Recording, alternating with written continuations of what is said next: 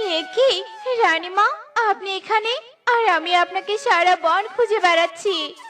একে টুনি, তুই আমাকে কেন খুঁজতে এসেছিস? তোরা তো সবাই মিলে আমাকে বন থেকে তাড়িয়ে দিয়েছিলি, তবে এখন কেন খুঁজতে এসেছিস বলতো?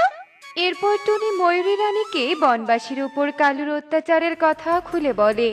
বজ্জাত কালু আমাকে তাড়িয়ে সবার সাথে অন্যায় করছে, ওকে ওর পাপের শাস্তি পেতেই হবে।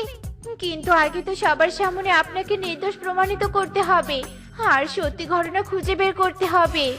ও নিয়ে তোরা কোনো চিন্তা করিস না, প্রমাণের ব্যবস্থা আমি করছি।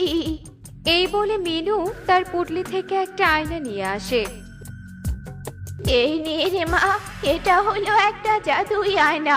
এই আয়না তোদেরকে নির্দোষ প্রমাণ করবে। তোমাকে অনেক ধন্যবাদ বুড়িমা। চল টুনি চল।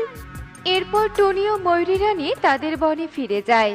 তুই আমাকে তোর গাছের ডাব পেরে দিসনি তাই না? তাই এখন তোকে 50টা বেতের বাড়ি খেতে